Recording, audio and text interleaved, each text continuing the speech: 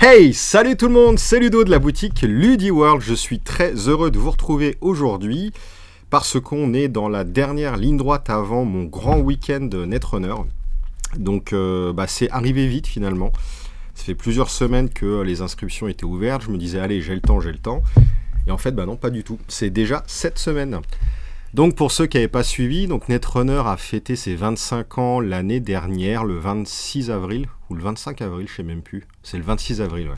26 avril 96. Donc on devait faire un tournoi pour fêter ça, et puis avec tout le Covid, tout ce qu'il y avait eu, malheureusement ça avait été décalé.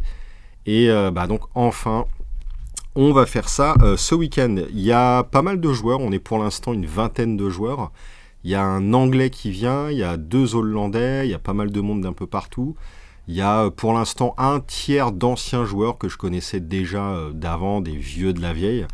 Et les autres joueurs, c'est des débutants. Donc ça, c'est plutôt cool. Donc franchement, merci à vous. Si vous voulez encore vous inscrire, c'est possible. Vous avez jusqu'à vendredi matin pour le faire. Donc le tournoi, c'est ce week-end, samedi et dimanche. On va faire une Omni League en mode speed, on va dire. Donc on va partir d'un starter, 3 boosters. On va incorporer tout le long du week-end on va incorporer 2 boosters en plus. Un en jour 1, je pense, et un en jour 2. Et lorsqu'on fera des matchs avec son adversaire, on s'échangera une carte parmi celles qu'on n'aura pas utilisées dans notre deck. Le but, c'est vraiment de faire varier notre deck au fur et à mesure du week-end, rajouter de la surprise petit à petit pour faire en sorte que chaque match soit vraiment encore mieux que le précédent.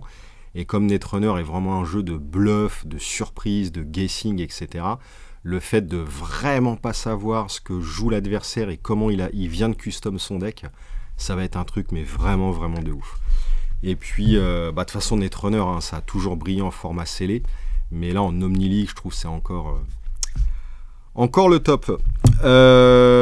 Initialement sur ce tournoi, je voulais faire des lots assez funky, avoir des gros lots. Au moins un lot un peu sympa pour le premier. Malheureusement, j'ai pas pu. Je voulais faire un tapis de jeu en fait pour le premier. J'ai pas pu avoir de design graphique.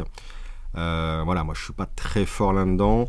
J'ai pas trop eu le temps de m'en occuper malheureusement. Il y a tout un tas de projets perso qui ont fait que c'était un peu compliqué. Malgré tout, j'ai quand même fait un petit truc assez sympa. J'ai sorti 2 cartes fan-made, des cartes custom. Donc, je vais vous les faire voir en gros plan. Le dos des cartes n'est pas le même.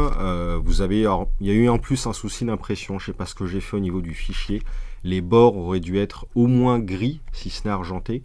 Et ils sont passés en blanc. Donc, je pense savoir ce qu'on a fait comme erreur. Bref. Donc 2 petites fan cards avec le dos qui n'est pas le dos original, évidemment.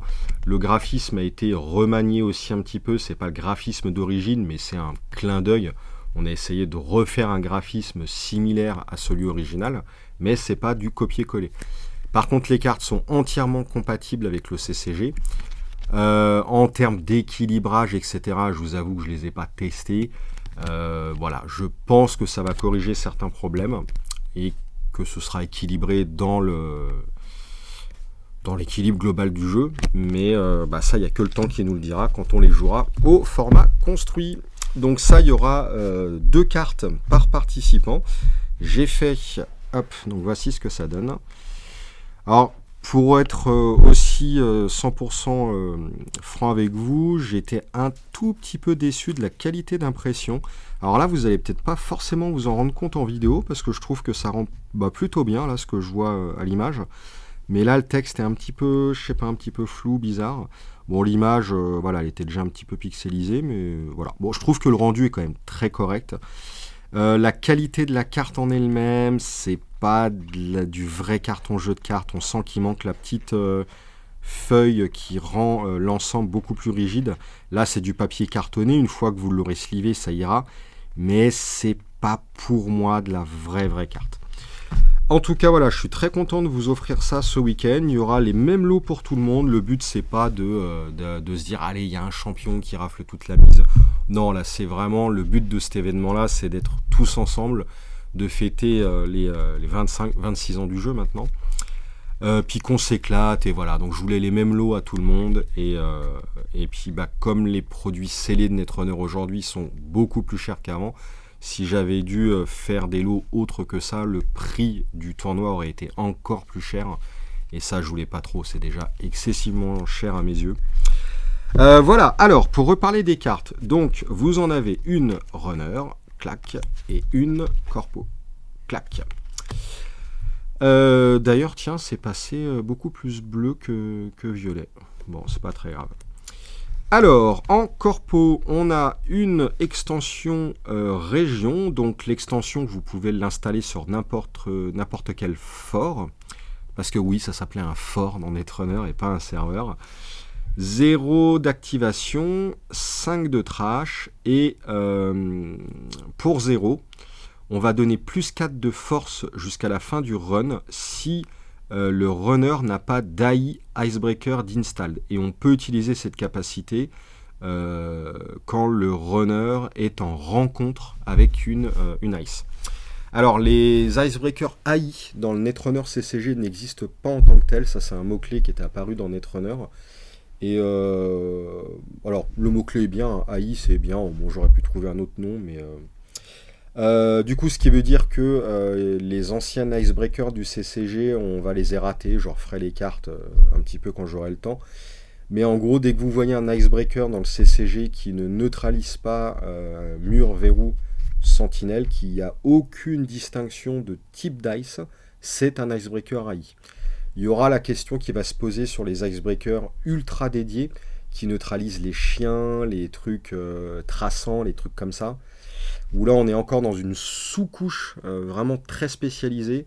Je pense que je ne les mettrai pas AI parce qu'ils neutralisent un certain type, même si c'est un sous-type dice, mais c'est pas du pur générique, et en plus ils sont relativement faibles et pas du tout joués, donc si je les impacte par un truc comme ça, c'est pas cool. Donc là, dans l'immédiat, ça va cibler Renticon, ça va cibler Bartmoss, ça va cibler la bombe là, 0-0 qui se booste pour 2 et break pour 2. Et je crois que c'est tout, il n'y a que ces 3 icebreakers là. Et en gros, la carte fait quoi? Donc pour 0, on va filer plus 4 de force à une ice. Et le but du jeu, c'est de pénaliser le runner qui ne joue pas icebreaker dédié ou ultra dédié. Typiquement les mecs qui jouent Bartmoss ou Renticon, qui font leur... comme moi, je jouais tout le temps ça, on avait un icebreaker, et ça chinte trop le jeu, c'est beaucoup trop puissant, etc.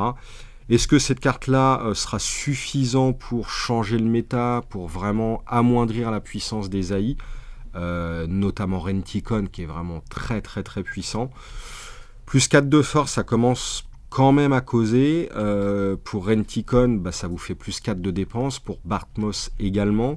Si le runner veut pas laisser ça en jeu, ça lui coûte 5 à trash. Ça lui fait quand même une surdépense de 9. Ça élimine quasiment une Lucidrine. Ça élimine un Lone from Shiba quasiment. Moi, ça me paraît quand même pas mal. Voilà. À voir si ça suffira à impacter cet archétype dans le temps. En tout cas, voici une première option. J'ai voulu une upgrade parce qu'au moins c'est valable sur tous les serveurs. Alors ça aurait pu être un asset, qui cible un autre serveur, vous me direz. C'est vrai que ça aurait pu être mieux en asset, mais bon, il faut que ça reste un peu cohérent avec la logique du jeu.